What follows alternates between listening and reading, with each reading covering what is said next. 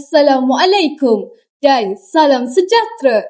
Salam Malaysia Madani, salam pendidikan berkualiti, insan terdidik, negara sejahtera. Selamat datang ke SK Benta Pixelcast 7. Saya Nuzara Humaira selaku hos anda pada hari ini. Episod kali ini kita akan membincangkan topik tentang kesedaran tentang kesihatan mental dan influenza. Bersama saya hari ini, tetamu istimewa kita iaitu Dr. Karafi bin Ridwan Tri. Terima kasih Doktor kerana sudi meluangkan masa bersama kami pada hari ini. Sama-sama. Ramai murid tidak tahu apa yang dimaksudkan dengan kesihatan mental. Boleh Doktor terangkan apakah maksud kesihatan mental dan mengapakah ia penting untuk dijaga? Okay, baik. Assalamualaikum warahmatullahi wabarakatuh. First of all, terima kasih kepada SK Benta sebab jemput saya untuk hari ini, dan juga terima kasihlah kepada moderator juga untuk sudi menjadi moderator saya pada hari ini. Okay, baik. Terus kita jump pada topik kita lah yang berkaitan dengan mental health ataupun kesihatan mental lah.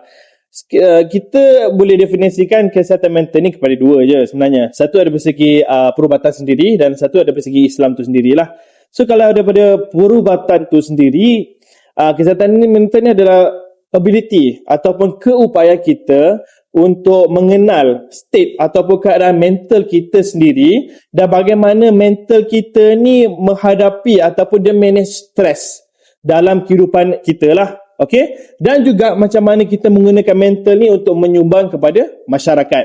So kalau kurangnya salah satu aspek yang saya sebut tadi, sebagai contoh, kalau dia ada masalah nak mengenal status mental dia, dia tak tahu mental dia ni adalah dalam keadaan sihat ke ataupun dalam keadaan tak sihat ke. So mungkin dia dah memang tak sihat dah keadaan mental dia sebab dia tak tahu keadaan mental dia macam mana. And then dengan ke point kedua pula di mana saya sebut tadi, cara untuk bagaimana kita punya mental nak cope dengan stres. So whenever kita hidup ni, dia akan sentiasa ada stres. Bila pergi sekolah, buat kerja sekolah, ada stres. Pergi co-curriculum waktu Sabtu, sepatutnya kita tidur, and then tiba-tiba kena buat koko, mungkin stres kan. So anda kata kalau ada masalah untuk handle stres ni, kita senang sangat stres, so boleh jadi kita ada dalam keadaan mental yang tidak sihat. So itu adalah general definition untuk bagaimana kita katakan stres ataupun mental health dari segi perspektif perubatan. Tapi kalau kita tengok dari segi Islam pula, tak boleh terlepas pula Islam kan, sebab kita orang Islam, betul? Kalau dari segi Islam pula adalah bagaimana stres ni adalah keseimbangan daripada segi rohani, jasmani dan juga emosi. Maksudnya kesejahteraan mental ni adalah dalam Islam dia mencakupi semua benda lah. Okay? So bila kita cakap pasal kesihatan, kadang-kadang kita akan ingat sakit, kan? Sakit apa? Demam, batuk, sesama. Tapi one of the aspect yang kita lupa adalah bila kita stres, kita ada depression, kita ada anxiety, itu pun dikata sebagai penyakit. Tetapi lebih kepada penyakit di atas sini. Penyakit mental. Faham ke? Berat ke topik kita hari ni? Jangan stres Kita cakap pasal mental health ni, korang jangan stres pula. Okay. Tapi mungkin korang stres kot, cikgu semua kat belakang tengok korang kan buat kerja, dengar ke tak, tidur ke tak. Tetapi generally adalah macam itulah. Okay, itu ada definisi untuk apakah itu mental health ataupun kesihatan mental. Menarik tu Doktor. Okay. Seterusnya, boleh Doktor jelaskan apakah simptom-simptom jikalau kesihatan mental seseorang itu terganggu? Okey, simptom untuk orang yang ada masalah kesihatan mental ni dia varies, dia luas lah kiranya. Tapi kita boleh tengok dari segi emosi, kognitif dan juga perilaku. Sebagai contoh, saya petik dulu daripada segi emosi. Kalau emosi ni, orang yang ada masalah kesihatan mental ni, kalau sebelum ni korang tengok dia normal, okey? Ataupun kalau sebelum ni korang tengok dia ceria je. Tengok buat sini, mau lompat-lompat lah, sentiasa jumpa je dia senyum. Tapi tiba-tiba satu hari kita nampak dia datang dalam keadaan monyok. Dia sedih. Dan sedih dia tu bukan setakat satu hari saja. Dia 1, 2, 3 and then selepas tu minggu and then bulan dan sebagainya. So kita akan nampak dia dalam keadaan sentiasa dalam mood yang depressed, down saja. So ada tak siapa-siapa rasa macam tu sekarang ni? So anda kata kalau kita sentiasa rasa mood kita down saja, itu boleh jadi tanda-tanda yang kita ada masalah kesihatan mental. Itu dari segi emosi lah. Dan juga kalau dari segi emosi juga kita boleh nampak macam dia akan sentiasa rasa nak asingkan diri daripada komuniti. Sebagai contoh, kalau orang biasa, dia boleh je kalau macam sekadar borak-borak dengan kawan sebelah dia ke, ataupun sebelum ni dia boleh je bermain dengan kawan-kawan sebelah dia. Tetapi tiba-tiba dalam satu tempoh masa tu, dia menyendiri. Dia lebih prefer untuk duduk seorang-seorang dekat satu sudut. Dia tak nak bermain dengan kawan-kawan dia. Dalam masa sama, dia sedih juga. So, itu boleh jadi perubahan yang mendadak yang berlaku dekat seseorang yang mungkin ada menghadapi masalah kesihatan mental. Itu adalah poin yang kedua berkaitan dengan emosi. Dan yang ketiga pula adalah lack of interest. Apa maksud lack of interest ni adalah, kalau sebelum ni kita pernah suka membuat sesuatu. Sebagai contoh, kita suka main badminton. Kita hari-hari main badminton. Petang badminton, malam badminton, even tidur pun memimpi berkaitan dengan badminton. Tiba-tiba satu hari tu, kita rasa tak nak main dah. Kita rasa tak nak buat dah. Sebab apa? Bukan sebab dia penat, bukan sebab dia sakit, tapi sebabkan tiba-tiba je hilang mood. Dan daripada situ kita boleh suspect yang mungkin dia ada masalah mental. Di mana, bukan masalah mental lah, masalah kesihatan mental. Di mana dia tiba-tiba je hilang mood dalam apa benda yang dia suka buat sebelum ni. Itu adalah daripada segi emosi. Okay. And then, simptom kedua adalah kita boleh kata daripada segi ekspektif, kognitif. Apa maksud kognitif? Kognitif senang sikit kita nak tengok. Especially dalam sekolah lah. Sebab dalam sekolah ni dia banyak melibatkan membaca, belajar, concentrate kan, dekat dalam kelas. Tiba-tiba satu hari tu, masa tengah belajar tu, dia tak boleh nak fokus. Dia susah nak concentrate dalam kelas dia. And then tiba-tiba je, sebelum ni keputusan okey, cemerlang, A plus, A bla bla bla bla, berapa A yang sekarang ni ada kan. Tiba-tiba kali ni dapat C, D, E, F, G sampai Z dan sebagainya. Kalau ada lah kan. So itu maksudnya ada berlaku perubahan yang mendadak dari segi concentration. Sepatutnya normal lah kan. So boleh jadi masa tu dia ada masalah depression ataupun stres, dan masa tu kena selidik lah. Adakah dia dari segi emosi dalaman ke, dan dari segi faktor family ke, ataupun faktor kawan-kawan. Kawan pun boleh buat korang stres. Contohnya kalau ada berlaku apa yang boleh menyebabkan seseorang tu stres? Bully. Kan? Kat sini ada bully tak? Awak ada bully orang? Tak ada kan? Bagus. Alhamdulillah. Okay. Itu adalah kognitif. Poin kedua untuk kognitif. And then kedua adalah confused thinking.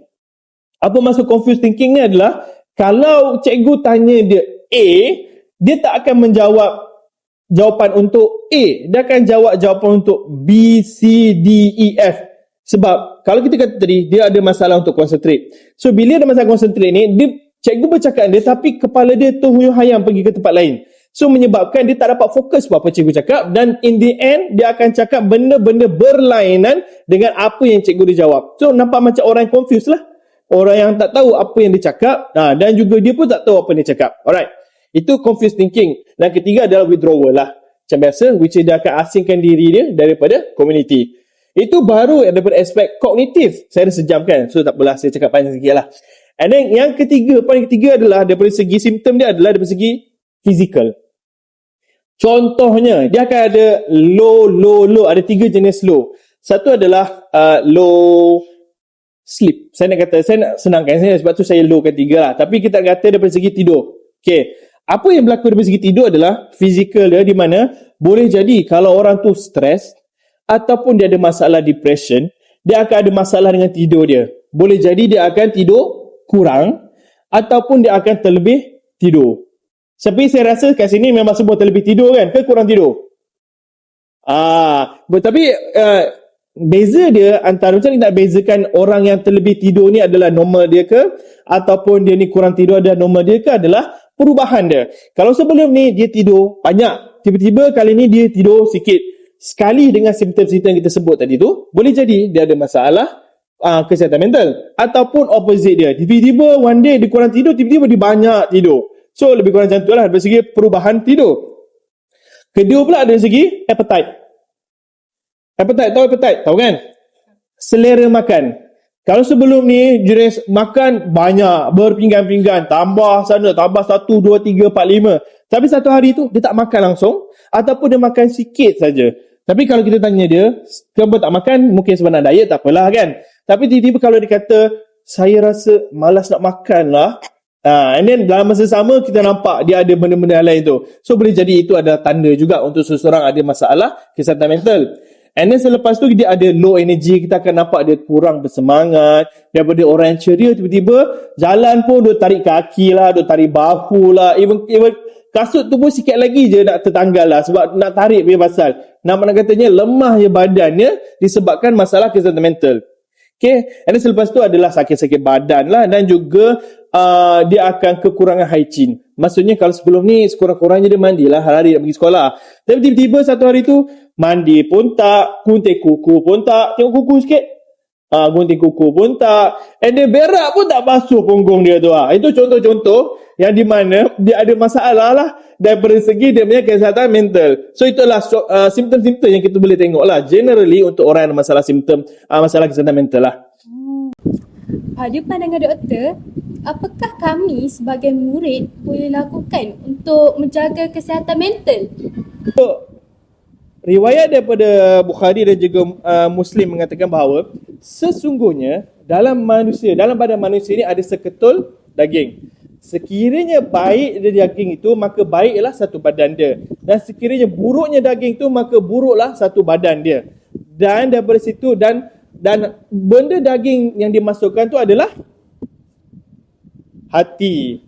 So bila kita cakap pasal hati ni merangkumi semua benda, termasuklah dengan kita punya mental health tu sendiri. So kalau kita tak jaga mental health kita, dia akan menyebabkan kerosakan dalam badan kita. Dan sebagai contoh saya nak bagi contoh di mana dulu masa saya jaga kat klinik kesihatan tu, ada satu pesakit tu datang jumpa saya, and then selepas tu dia datang dengan sakit dada, dengan sesak nafas dan juga sakit-sakit badan dia. Tapi bila kita cek paru-paru okey, jantung pun okey, semua okey, tak ada masalah. Tapi bila kita tanya-tanya, rupa-rupanya sebenarnya dia ada masalah dari segi atas ni. Maksudnya dia ada masalah stres dan juga depression disebabkan masalah dekat sekolah dan juga masalah dekat dia punya rumah. So menyebabkan badan dia tu, walaupun masalah daripada mental tu sendiri, tapi menyebabkan kerosakan dekat badan dia tu. Sama juga macam hari saya sebut tadi tu. Kalau daging tu menjadi buruk ataupun busuk ataupun buruklah badan kita tu sendiri. So pentingnya untuk kita menjaga hati dan juga kesihatan mental kita lah. Okay, balik pada soalan tadi. Soalan tadi kata adalah apa? Cara kita nak manage kan? Okay. Saya jumpa beberapa cara yang agak menarik juga yang saya rasa boleh diambil pengajaran. Cara kita nak manage kita punya stress ataupun depression ni, first adalah kita kena connect dengan orang sekeliling.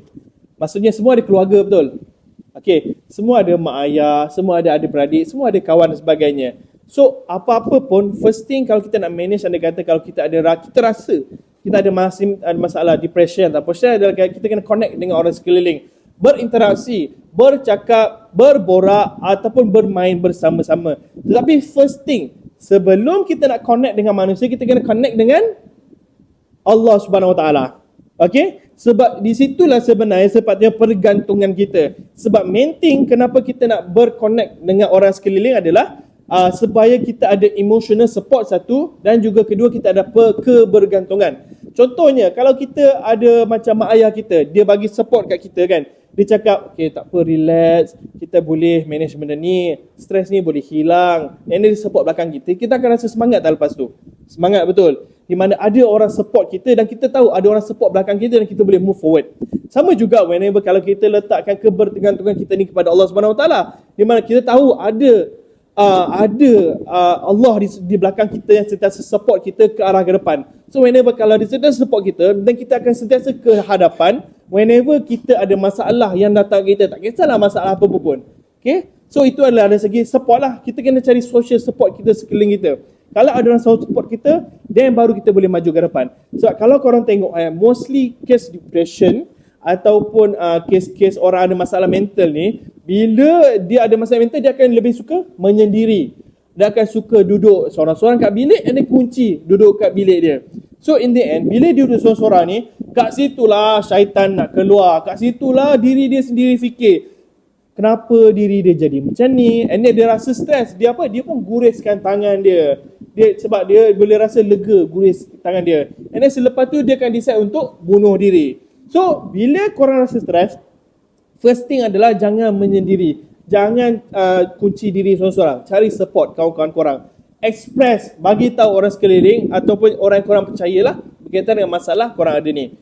Kedua adalah physically active. Satu orang akan rasa macam bila dia sakit je, dia nak prefer untuk duduk kat rumah, untuk release tension, dia rasa dengan tidur sahaja semata-mata. Tapi dengan tidur saja mungkin ada satu orang akan berkesan, ataupun kalau berkesan pun mungkin sementara. Tapi one of the thing, kalau stres apa benda, pergi buat aktiviti dekat luar.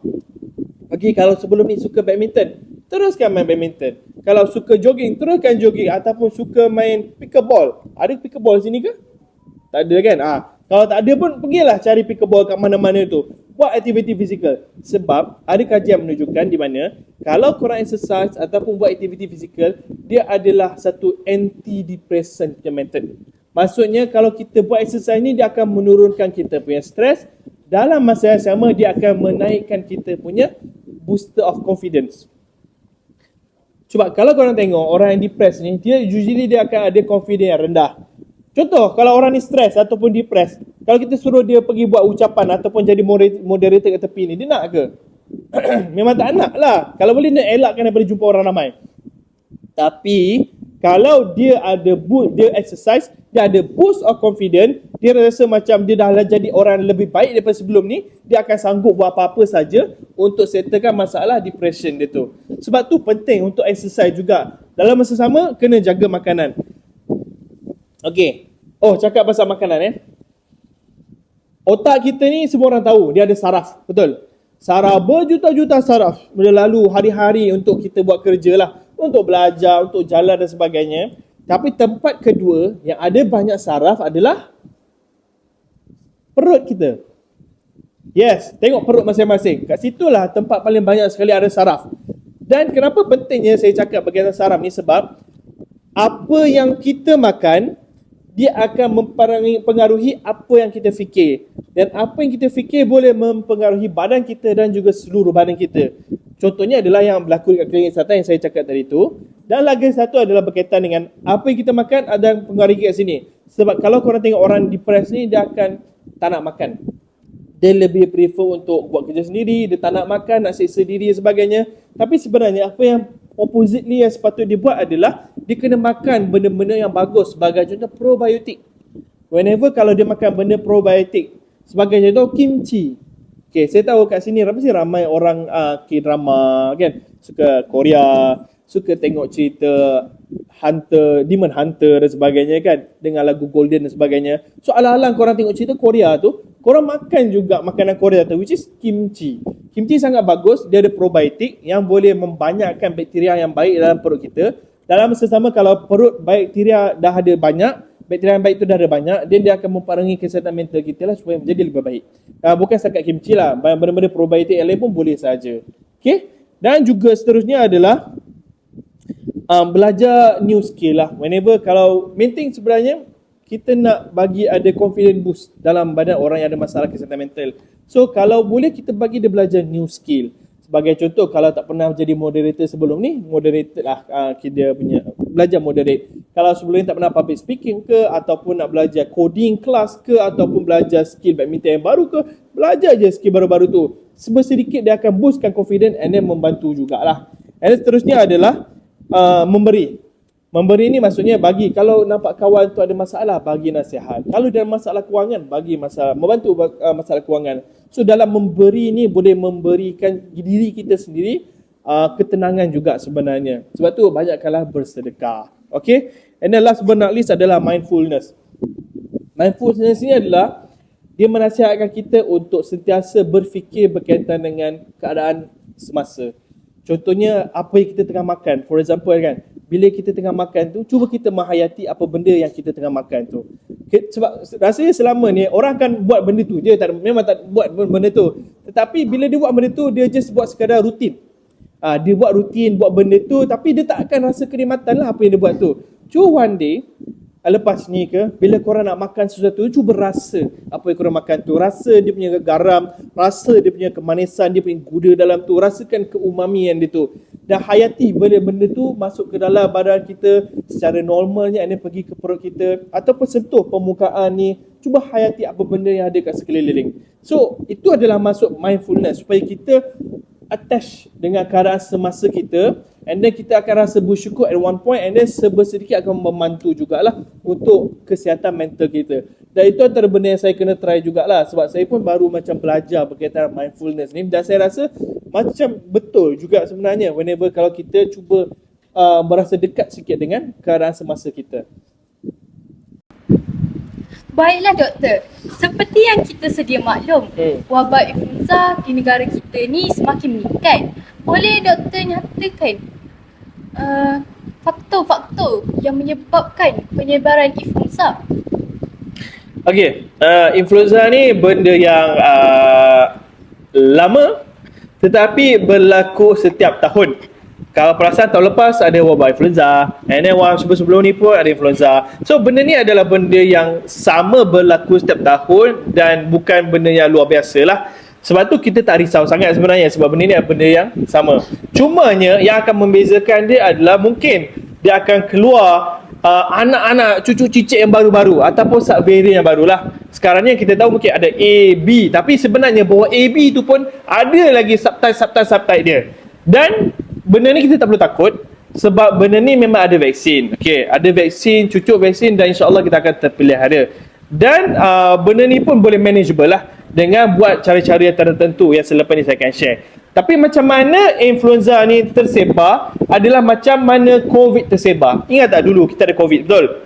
Okey, COVID tersebar dengan pernafasan. Okey, cecair, pernafasan, cecair, apa benda kita hembus tu, dia akan kena dekat orang yang sebelah lah.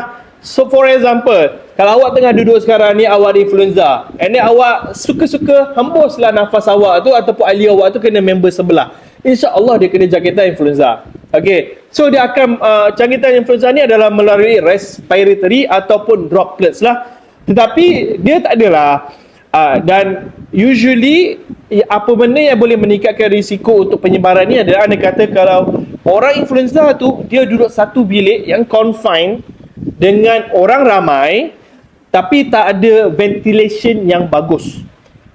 So bila duduk satu tempat confined, virus boleh bersebar secara menyeluruh kepada semua orang dan penyebaran boleh berlaku dengan efisien lah. Tambah-tambah lagi dengan sekarang ni keadaan cuaca sejuk, panas, hujan, panas sebagainya, lagilah sangat sesuai untuk influenza ataupun virus ni merebak dan juga membiak. So basically adalah melalui penyebaran tu. Sebab tu kita akan nasihatkan untuk pakai mask dan sebagainya, sebab itu adalah cara utama untuk dia sebar.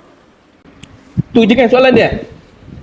Okey. Seterusnya doktor, apakah antara gejala-gejala utama seseorang itu mungkin dijangkiti dengan wabak influenza? Okey. Gejala dia sama juga macam hampir samalah macam korang kena COVID dululah. Okey. First thing bila kita nak kata benda tu ada influenza ataupun ILI. Adapun ILI ni nama dia adalah influenza like illness. Dia adalah penyakit respiratory juga, tetapi dia bukan influenza, tapi simptom macam influenza, tetapi dia bukan influenza. Faham ke? Sebagai contoh, mungkin jangkitan itu disebabkan COVID ke ataupun virus-virus lain ke yang nampak macam influenza tapi bukan influenza. So influenza ni kalau kita kata dia influenza adalah mesti melalui test kit tu lah, okey, ataupun kita ambil darah lah untuk testkan influenza tu. Tapi ni kata kalau bila kita test dia ada simptom influenza tetapi test kit dia tu tak kata dia positif influenza, so maksudnya dia bukan influenza lah, dia adalah ILI. Senang kan? Faham kan? Okey. Macam mana kita nak kata simptom influenza ni lah? First, korang kena tahu adalah demam. Demam adalah biasa. Tapi specifically kalau kita kata influenza adalah karakteristik adalah dia kena demam 38 Celsius. Maksudnya dia kena betul-betul panas badan dia, dan kita boleh katakan dia adalah demam ataupun dia adalah influenza. Possibility untuk ada influenza. So ada kata kalau dia 37.5 ke 37.6 ke, unlikely lah. Boleh, saya tak kata tak semestinya, tapi kalau orang kata high chances, kalau 38 tu insya-Allah high chances untuk influenza. Okay, so dia bila dia demam ni, dia kena ada simptom yang compatible dengan dia, yang datang sekali dengan dia, dan akan meningkatkan risiko bahawa dia ni influenza.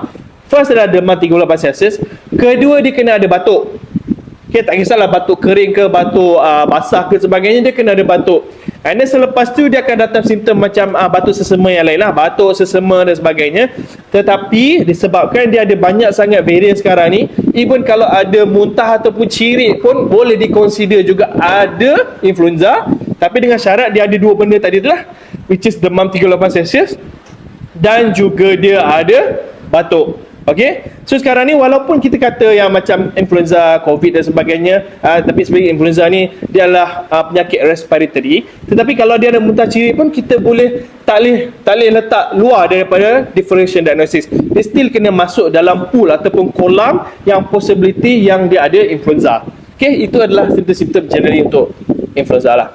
Selain dari itu, apakah pula langkah-langkah yang boleh diambil untuk mengelakkan jangkitan influenza, doktor? Baik. Okay, setiap kali saya bercakap awak ni, awak macam nak berdebat je. Okay, cara-cara kita nak mencegah soalan dia. Okay, cara-cara kita nak mencegah benda ni adalah sama juga macam masa kita COVID dahulu. First adalah langkahkan diri. Sebagai contoh, kalau korang dah memang tahu yang korang ni ada demam, batuk, sesama, hingus tu memang meleleh lah 24 jam lah. Kalau tak lap je memang meleleh sampai ke baju, and then boleh selit-selit korang. So kalau korang dah memang tahap macam tu, and then batuk pun tak berhenti, pastikan buat penjagaan kendiri. Sebagai contoh, whenever kalau korang dah lap korang punya hingus ke, ataupun dah tutup mulut disebabkan batuk tu ke, pastikan korang sentiasa basuh tangan. Basuh tangan guna sabun ke ataupun hand sanitizer ke, tak kisahlah, apa-apa pun yang korang buat sebelah tu, pastikan korang hand sanitizer. Sebab korang tak tahu kalau korang sentuh meja ni, and then selepas tu adik korang pula sentuh meja ni, and then bila dia sentuh pula, bukan setakat dia jalannya, dia masuk pula dalam mulut dia, secara tidak langsung dia akan kena influenza jugalah. So penjagaan kendiri tu kena adalah memang kena jaga hygiene. Kedua adalah pakai mask. Orang yang sakit kena pakai mask, especially sebab dia akan menyebarkan daripada dia batuk dan juga sesama, sebab tak boleh kontrol kan batuk kan. Dan juga orang sekeliling tu, kalau dah memang berlaku wabak kat sekolah tu, memang digalakkan jugalah orang sekeliling tu untuk pakai mask juga, supaya especially kalau korang duduk satu asrama dengan orang yang dah ada simptom benda tu, so memang kena pakai mask dan juga penjagaan kendiri jugalah. And then ketiga adalah kuarantin lah. Whenever kalau korang dah suspek korang tu ada influenza ke, cuba elakkan diri daripada bergaul dengan orang tu selama lebih kurang seminggu lah. Okay, sebab dalam seminggu tu tempoh dia punya nak viral tu nak pergi ke orang sekeliling dan sebagainya. So elakkan diri, kau cuba kuarantinkan diri daripada orang sekeliling. Okay, and yang keempat, banyak pula kan. And yang keempat adalah, kalau dah tahu musim influenza tu akan datang, ambillah vaksin. Okay, ambil vaksin, cucuk vaksin setahun sekali tu untuk elakkan daripada kena influenza. And especially untuk orang yang ada imuniti rendah lah. Sebagai contoh, orang budak kecil ke, ataupun orang ada kencing manis ke, ataupun orang tua-tua yang ada dekat rumah korang tu lah, mak bapak korang tu. Okay, cara-cara untuk korang jaga diri korang sama juga macam masa korang kena COVID dahulu. Okay, okay, tu je. Terima kasih Dr. Karafi atas perkongsian yang amat bermanfaat ini. Sebelum kita mengakhiri sesi podcast kita pada hari ini, mungkin doktor ada sedikit pesanan akhir untuk semua murid. Baik, pesanan ni saya duk fikir banyak juga sebenarnya nak bagi pesanan apa ke adik-adik dekat sekolah rendah ni ataupun sekolah menengah ni. Tapi dapat juga fikir beberapa benda yang penting juga yang berlaku kat masyarakat. First sekali adalah sebabkan kalau sementara korang kat sekolah ni, dekat sekolah rendah ke sekolah menengah ke, fokuslah dengan study korang. Okay, jangan fikir untuk bercinta. Ada cinta dah? Ada girlfriend ke? Ada boyfriend ke? Tak ada Okay, fokus betul-betul dengan study korang. Belajarlah sampai korang boleh masuk universiti. Jangan fikir benda-benda lain selain benda-benda tu. Sebab benda-benda lain tu dia akan menjadi halangan korang untuk capai cita-cita korang. Itu satulah. Kedua adalah, jaranglah korang nak nampak orang bercinta waktu sekolah rendah and then berjaya kahwin masa dia dah besar. Ada ke? Pernah dengar? Kalau ada mungkin lah, tapi jarang sikit lah kot kan. Okay? Itu okay, so first adalah continue, tolonglah study. Okay, study, jangan berhenti study sampai korang masuk universiti. Once kalau dah masuk universiti, and then korang buatlah apa yang korang nak, sebab masa tu pun korang most likely akan dah grad dan sebagainya. Okay, itu adalah satu. Lagi satu. Kedua, sekarang ni semua ada telefon, betul? Bila korang buka telefon je, ada sama ada korang tengok drama ataupun korang tengok ada orang buat konten lah. Betul? Dan bila tengok orang buat konten ni, korang rasa macam, bestnya kalau buat konten kan? Bestnya kalau jadi macam orang ni kan? Bestnya jadi macam Khairul Amin dan sebagainya. Betul? Dan even Khairul Amin pun dah pernah pesan benda ni, di mana kalau korang nak jadi content creator ke ataupun seumpama daripada tu, pastikan mata pelajaran korang sendiri dah memang tip-top. Maksudnya kalau sekarang ni korang punya mata pelajaran semua E, lepas tu tiba-tiba korang nak menjadi content creator pula. So kita takut dah lah mata pelajaran E, lepas tu nak jadi content creator pula, tengok kita tak tahu pun berjaya ataupun tidak. Kalau tak berjaya, hancur. Apa nak jadi lepas tu? Makan rumput je tepi jalan. Okay, lepas tu confirm dah pergi start kerja lah, apa benda lah kan. Umur 12 tahun dah pergi kerja dan sebagainya. Kita tak nak lah macam tu, betul? Sebab once kalau umur 12 tahun, kerja apa je kita boleh buat kat sini kan. Berkebun ke sebagainya ke. Sampai bila je nak berkebun kan. Tapi and then bukannya kita pelik orang berkebun ke apa benda. Cumanya untuk berkebun tapi umur 12 tahun tu sangat sayang lah potensi, bakat dan juga usia yang disia-siakan tu. Sedangkan korang ni waktu muda ni lah korang boleh buat macam-macam. Dan even pagi tadi saya scroll TikTok pun ada ditunjuk berkaitan dengan seseorang umur dah universiti lah kiranya. Dah universiti, tak grad lagi. Dia punya pendapatan tu dah dapat lebih kurang RM20,000 walaupun dia tak grad. Walaupun dia tak, and then dia tak perlu fikir pun berkaitan dengan apa dia kena buat selepas tu. Tak perlu nak, kalau nak dah grad pun tak perlu nak cari kerja pun, sebab dia dah ada pendapatan sendiri dengan bisnes dan sebagainya lah. Okay, itu rare cases lah. Tetapi kalau normal cases usually adalah orang akan melalui sekolah rendah, and then keputusan cantik masuk sekolah menengah yang mana korang nak, and then selepas tu masuk universiti, and then selepas tu habis. That's the best lah, di mana korang memang berfokus. Tapi jangan jadikan benda-benda sekeliling ataupun benda-benda minor tu mengganggu korang punya pembelajaran lah. Kedua adalah, kalau nanti, mungkin bukan sekarang kot, mungkin nantilah bila masuk sekolah menengah nanti, korang akan rasa macam ada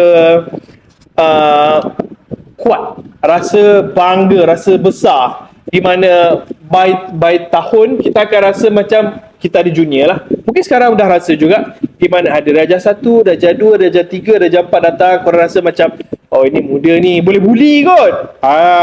Boleh ambil duit dia kot, RM1, RM2 dan sebagainya.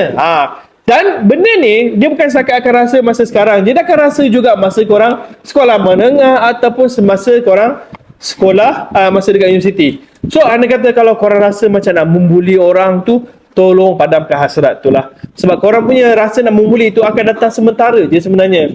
Whenever korang rasa nak membuli, and then korang rasa puas kan, korang dapat exert kan korang punya dominance kepada seseorang. Tapi selepas tu kalau berlaku apa-apa kat dia, tiba-tiba korang kena masuk penjara, confirm akan menyesal 1000 kali. Atau kata Iron Man, 3000 kali korang akan menyesal after korang dah bully tu. Sebab in the end, bila membuli ni, penyesalan tu akan kepuasan tu akan datang sementara je, tapi penyesalan tu akan bersambungan sampai korang mati. Dan itu pun kalau matilah, kalau masuk penjara seumur hidup, lagilah hari-hari kau akan menyesal. So anda kata kalau membuli ni, tolong berhentikan dan say no kepada orang yang dibuli. Kalau korang jumpa pembuli, apa korang buat? Lebih baik korang jadi hero, hentikan bully tu, even better. Jadi hero daripada jadi villain dalam kehidupan korang ni lah. Dan yang ketiga adalah vape.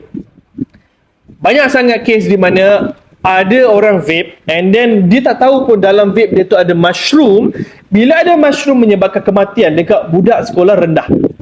Dan kadang-kadang budak sekolah rendah ni tak tahu pun rupanya apa yang dia beli dekat 7-Eleven tu sebenarnya adalah vape. Bila vape ni, nampak cantik lah, comel lah. Ini selepas tu masuk dalam mulut, and then lama-lama, mati disebabkan vape dan mushroom. So, kalau sekarang ni tak ada vape, bagus. Elakkan daripada vape. Kalau ada kawan yang vape, nasihat dia. Kalau dia tak nak terima nasihat, jauhkan diri daripada dia. Okay? And then selepas tu, hopefully selepas ni memang implemented lah dalam kerajaan ataupun dalam negeri Abah ni, di mana vape diharapkan lah. Jangan sesekali try lah benda tu. Boleh adik-adik? Itulah generally berkaitan dengan isu sosial dan juga pesanan yang saya sampaikan lah kepada diorang ni. Hopefully boleh terima lah. Okay? Setuju sangat tu doktor.